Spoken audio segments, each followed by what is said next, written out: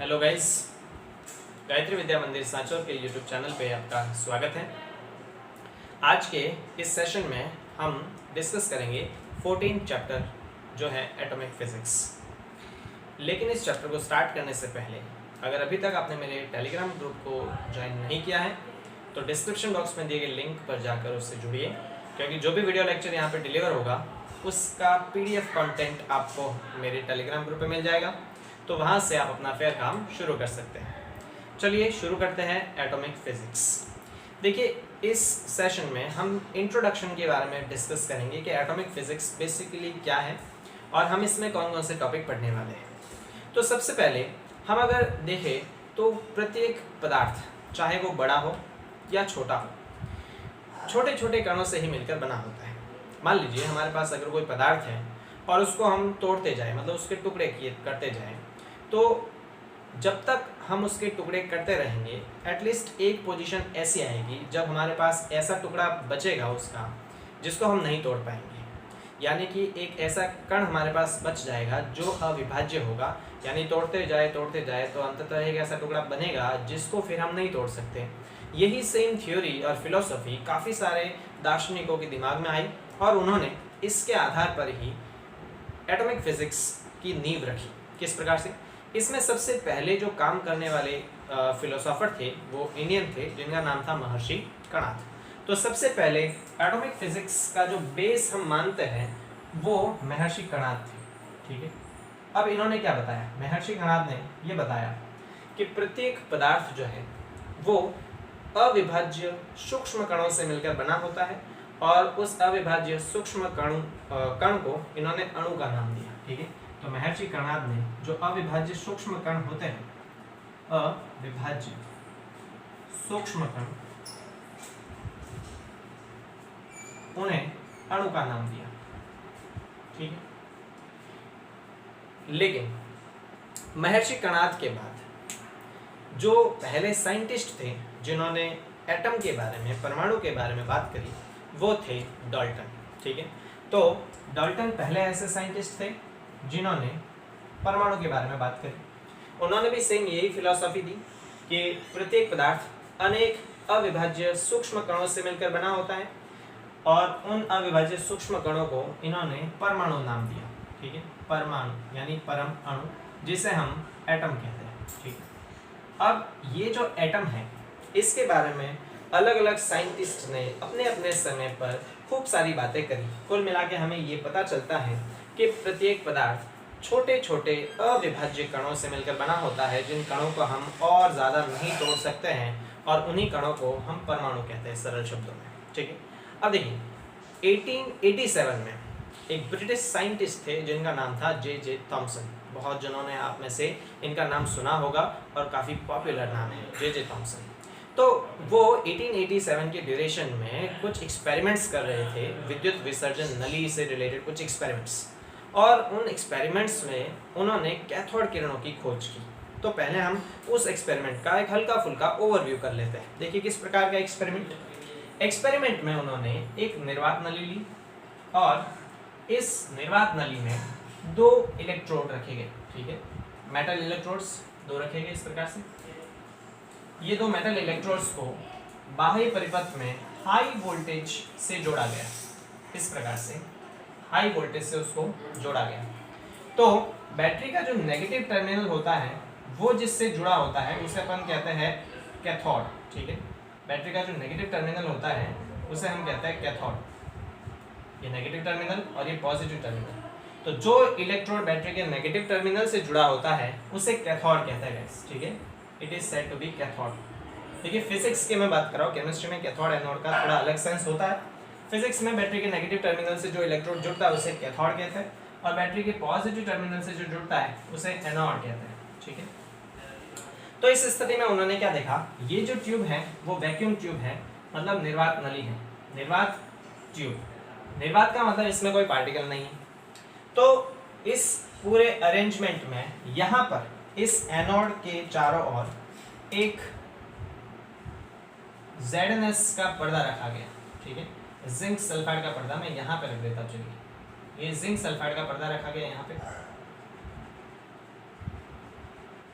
ये एक्सपेरिमेंट हालांकि आप छोटी क्लासेस में पढ़ चुके हो, जिंक सल्फाइड का पर्दा, और इस एनोड को छिद्र युक्त बनाया गया। छिद्र युक्त से मेरा मतलब है कि इस एनोड में कुछ छेद बनाए गए इस प्रकार से, ठीक है, प्लेट ली और इस प्लेट में कुछ छेद बनाए गए। चलिए मैं प्लेट ही बना देता हूँ और इस प्लेट में कुछ छेद बनाए गए इस प्रकार से, ठीक है। तो जब इस पे हाई वोल्टेज अप्लाई किया जाता है तो उन्होंने एक्सपेरिमेंट में ये देखा कि ZNS का ये जो पर्दा है इस एनोड के पीछे, इस ZNS के पर्दे पर प्रतिदीप्त उत्पन्न होता है। अब देखिए, ZNS के पर्दे पर प्रतिदीप्त केवल तब उत्पन्न होता है जब इस जिंक सल्फाइड पर कोई आवेशित पार्टिकल टकराता है ना। ये ZNS का पर्दा जो है वो आवेशित कणों के लिए ससेप्टेबल होता है, संवेदनशील होता है। जब भी इस पे कोई आवेशित कण टकराता है तो ये प्रतिदीप्त उत्पन्न करता है। तो इन्होंने इस एक्सपेरिमेंट में ये देखा कि जब इस कैथोड एनोड पर हाई वोल्टेज अप्लाई किया जाता है तो इस ZNS के पर्दे पर प्रतिदीप्त उत्पन्न होता है। इसका मतलब क्या है कि 100% इस कैथोड से कुछ किरणें निकलकर इस ZNS के पर्दे पर गिरी होगी, यानी कि यहाँ से कुछ किरणें निकली होगी जिन्हें कैथोड रेज कहते हैं। कौन सी रेज कहते हैं? Cathode rays. ये कैथोड रेज इस एनोड में जहाँ जहाँ छेद था उस छेद में से होकर इस ZNS के पर्दे पर आपतित हुई होगी, और जब ये ZNS के पर्दे पर आपतित हुई होगी इस स्थिति में यहाँ पर प्रतिदीप्त उत्पन्न हुआ होगा। तो इन किरणों को हम कैथोड किरणें कहते हैं, ठीक है, कैथोड किरण। बाद में बाय एक्सपेरिमेंट ये पाया गया कि ये जो कैथोड किरणें हैं वो नेगेटिवली चार्ज पार्टिकल से मिलकर बनी होती है, मतलब ऋणावेशित कणों से मिलकर बनी होती है, और उन ऋणावेशित कणों को इलेक्ट्रॉन्स कहा गया है। क्या कहा गया? इलेक्ट्रॉन्स। तो जे थॉमसन ने 1887 में इस विद्युत विसर्जन नली के एक्सपेरिमेंट में कैथोड किरणों की खोज की, और ये पाया गया कि ये कैथोड किरणें ऋणावेशित कणों से मिलकर बनी है। इन कणों को इलेक्ट्रॉन्स कहा गया। इस प्रकार इलेक्ट्रॉन की खोज हुई, और हमें ये बहुत अच्छी तरह से पता चला कि ये इलेक्ट्रॉन जो है वो परमाणु का एक घटक है, मतलब प्रत्येक अविभाज्य कण जिसे हम परमाणु कहते हैं उस परमाणु में इलेक्ट्रॉन हमेशा उपस्थित होते हैं, मतलब इलेक्ट्रॉन परमाणु का एक संघटक माना गया। अब चूंकि हमें ये बात बहुत अच्छी तरह से पता थी कि परमाणु जो है वो विद्युत उदासीन होता है, विद्युत उदासीन, परमाणु विद्युत उदासीन होता है। विद्युत उदासीन का मतलब है कि किसी भी परमाणु में न तो पॉजिटिव और न ही नेगेटिव चार्ज होता। कोई परमाणु जो है वो विद्युत रूप से उदासीन होता है। इसका ये मतलब है कि इसमें जितनी मात्रा में धनावेश होता है, जितनी मात्रा में पॉजिटिव होता है चार्ज, उतनी ही मात्रा में इसमें नेगेटिव चार्ज होता है, ठीक है।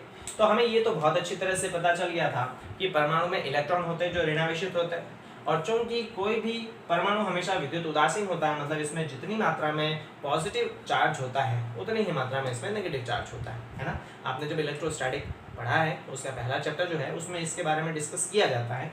तो विद्युत उदासीन का मतलब इसमें जितने पॉजिटिव चार्ज होगा उतना ही इसमें क्या होगा? नेगेटिव चार्ज होगा। ये ही बात परमाणु के मॉडल के लिए एक आधार बनी। ये बात ही साइंटिस्ट्स के दिमाग में एक क्लिक कराती है कि अगर परमाणु विद्युत उदासीन है और उसमें धनावेश का मान ऋणावेश के मान के बराबर होगा, तो ये दोनों धनावेश और ऋणावेश जो है वो परमाणु में किस प्रकार से व्यवस्थित होंगे, मतलब किसी परमाणु की संरचना किस प्रकार की होगी। क्योंकि धनावेश और ऋणावेश के बीच में आकर्षण का बल लगता है। धनावेश और ऋणावेश के बीच में क्या लगता है? अट्रैक्शन लगता है। There is a force of attraction between positive and negative charge. तो अगर किसी परमाणु में विद्युत उदासीनता के कारण धनावेश का मान ऋणावेश के बराबर है, यानी जितनी मात्रा में उसमें धनावेश होगा उतनी मात्रा में ऋणावेश होगा, तो ये धनावेश और ऋणावेश किस प्रकार से व्यवस्थित होगा किसी परमाणु में, पहली बात। दूसरी बात कि अगर जो धनावेश है और ऋणावेश है उनके बीच में कूलम का आकर्षण का बल लगता है, ठीक है। तो अगर इनके बीच में आकर्षण का बल लगता है तो ये धनावेश और ऋणावेश एक दूसरे पर आकर्षण बल आरोपित करते हुए बिना एक दूसरे को नेग्लेक्ट या बिना एक दूसरे को कैंसिल किए किसी परमाणु में किस प्रकार उपस्थित हो सकते हैं। यानी साफ साफ शब्दों में हम ये पूछना चाह रहे हैं कि सर किसी परमाणु में जो नेगेटिव चार्ज है और जो पॉजिटिव चार्ज है, धनावेश और ऋणावेश है, वो किस प्रकार से व्यवस्थित हो सकते हैं। यानी हम ये जानने का प्रयास कर रहे हैं कि किसी परमाणु की संरचना किस प्रकार की होगी, और इसी संरचना को जानने के लिए अलग अलग साइंटिस्ट्स ने अपने मत दिए। किसी के अकॉर्डिंग परमाणु इस प्रकार का हो सकता है, किसी के अकॉर्डिंग परमाणु किसी दूसरे प्रकार का हो सकता है। तो इस पूरे चैप्टर में हम किसके बारे में डिस्कस करेंगे, हम परमाणु के बारे में डिस्कस करेंगे कि बेसिकली परमाणु की स्ट्रक्चर किस प्रकार की हो सकती है और अलग अलग साइंटिस्ट ने उस स्ट्रक्चर को समझाने के लिए किस प्रकार से अलग अलग मॉडल दिए। तो ये सारी की सारी बातें हम इस चैप्टर में डिस्कस करेंगे। इसके अलावा जो परमाणु की स्ट्रक्चर को समझने के लिए एक और फैक्टर इन्फ्लुएंस करता है, जो हमें ये जताने के लिए या फिर ये सोचने के लिए मजबूर करता है कि वास्तव में परमाणु कैसा दिखता होगा, वो है इलेक्ट्रोमैग्नेटिक स्पेक्ट्रम यानी विद्युत चुंबकीय स्पेक्ट्रम। देखिए इलेक्ट्रोमैग्नेटिक स्पेक्ट्रम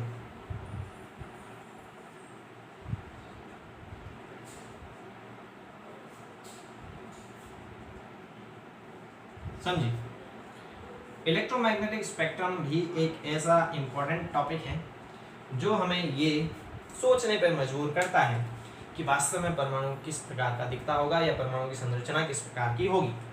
होता क्या गाइस, मैं इसको रफ कर देता हूं और हम समझते हैं कि इलेक्ट्रोमैग्नेटिक स्पेक्ट्रम बेसिकली क्या होता है।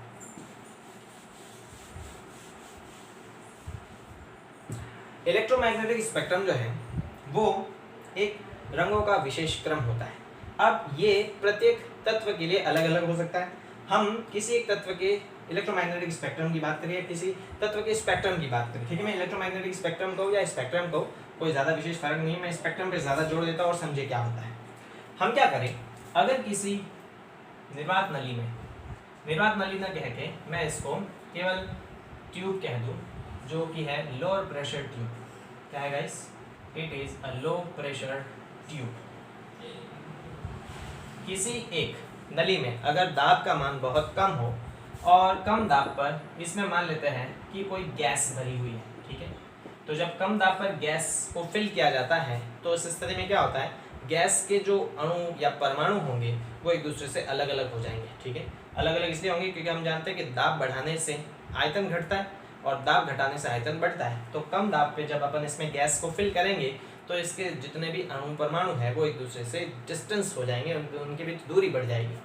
अब इसमें हम लो प्रेशर ट्यूब में किसी गैस को फिल करके, मान लेते हैं हमने किसी गैस को फिल किया और किसी गैस को फिल करने के बाद अगर मैं इसको हीट अप करूं, यानी अगर मैं उसको ऊष्मा प्रोवाइड कराऊं या फिर इसमें से उच्च विद्युत धारा प्रवाहित कराऊं, है ना। मान लेते हैं मैं इसमें से high voltage, high current flow करवाता हूँ या फिर इसको मैं हीट अप करता हूँ, मान लेते हैं मैं इसको हीट अप करता हूँ, ठीक है, इसको ऊष्मा प्रोवाइड करवाएं। तो इस स्थिति में होता क्या है, हमें पर्दे पर एक रंगों का विशेष क्रम दिखता है। किस प्रकार से दिखता है, हमें इस प्रकार का एक विशेष क्रम दिखता है। पर्दे पर अलग अलग रंगों की लाइनें दिखाई देती हैं।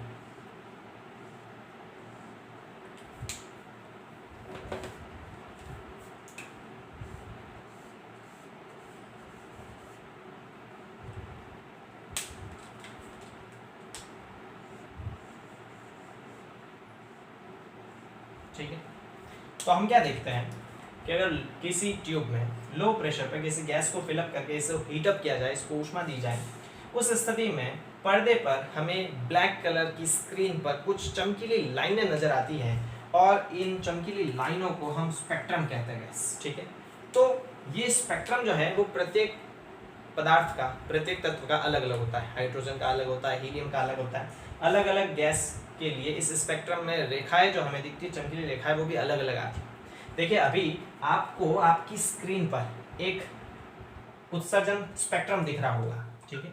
ये जो उत्सर्जन स्पेक्ट्रम है वो हाइड्रोजन का उत्सर्जन स्पेक्ट्रम है और इसी प्रकार हम अलग अलग प्रकार के पदार्थों के लिए, तत्वों के लिए भी स्पेक्ट्रम प्राप्त कर सकते हैं, ठीक है।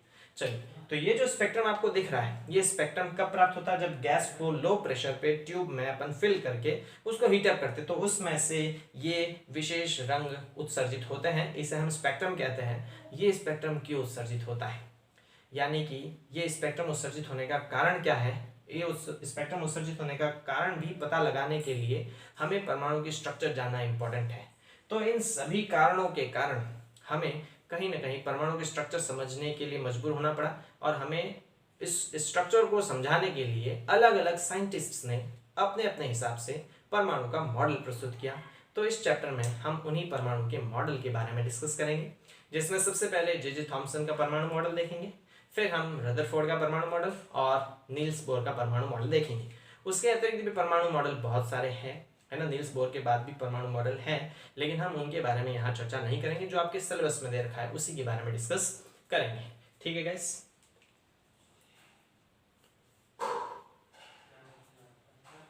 तो ये हमारा पूरा इंट्रोडक्शन वाला पोर्शन है, और हमारे अगले वीडियो लेक्चर में हम परमाणु के अलग अलग मॉडल के बारे में डिस्कस करेंगे। तो मिलते हैं गाइस अगले वीडियो लेक्चर में। Thank you so much.